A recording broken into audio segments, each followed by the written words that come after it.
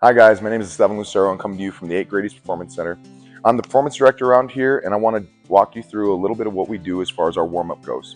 So the ultimate goal of the warm-up is to make sure that your body's prepared for whatever it's going to encounter inside of the workout or outside when you're actually on the field. So the first place we want to start is soft tissue mobilization. Okay, so what that's going to look like is foam rolling and then some degree of mobility work that includes any kind of static stretching that we have and then also corrective exercise. So when it comes to foam rolling and soft tissue mobilization, the reason we do that is because what we want to do is unlock the tissue that may have been dormant all day. Really just by applying a little bit of pressure to the muscle, we're able to diffuse it and get the nervous system to release. So once we get the muscles to release, we follow it with static stretching and corrective exercise. Now that the muscles are moving the way that we need them to, we have increased range of motion, and with corrective exercise, we can get any joints or any systems to move the way that we need them to as well. Once we have increased range of motion, we want to warm the tissue up as much as we can.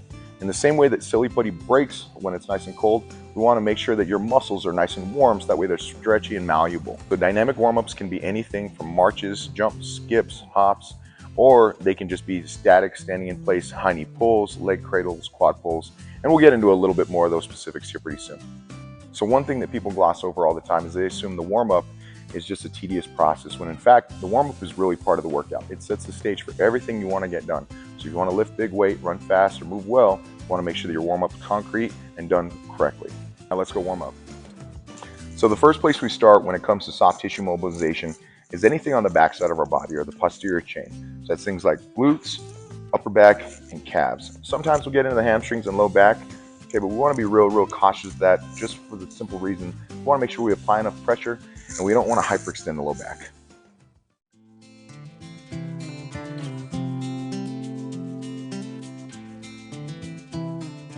Then we hop into the front side of the body. That includes our quads, adductors, and abductors. We want to make sure that those are warmed up and moving really well, because a lot of things we're going to do is relying upon them.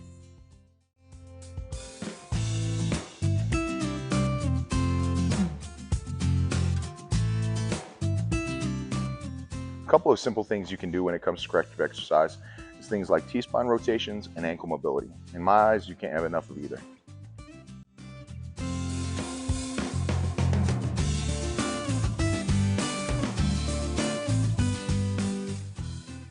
So we get a lot of questions when it comes to static stretching. Where does it go? How does it fit? Any of that kind of stuff.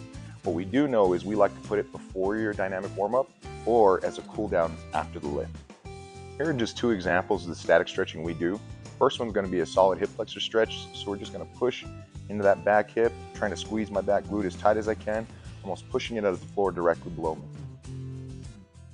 The next one that we're going to do is a rocking adductor stretch. I'm going to take my hands, I'm going to place them out in front, and from here I'm going to rock back onto my heel, keeping my foot solid on the ground and rock forward, okay?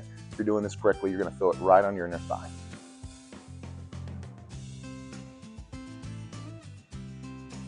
Now we're going to hop into our dynamic warm-up. Like I said before, this can be done in a static position or moving alongside the turf or wherever you have space. I'm going to demonstrate our high knee pull complex. This includes our high knee pulls, leg cradles, quad pulls, and straight leg kicks. This can be done in succession, one exercise after the next.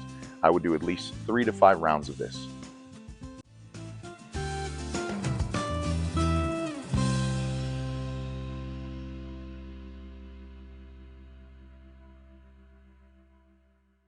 So as we warm up, we want to increase the intensity of each warm up by going a little faster, adding more dynamic or fluid movements. First place we're going to start is just a high knee march.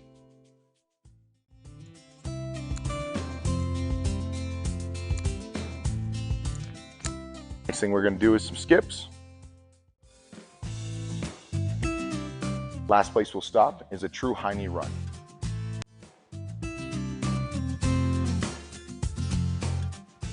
So I want to emphasize that this isn't the end-all be-all of all warm-ups. We want to make sure that we're just giving you a little idea of what you should do on your own. Again, anything that's going to get the joints moving correctly, raise the tissue temperature, and make sure your heart's going.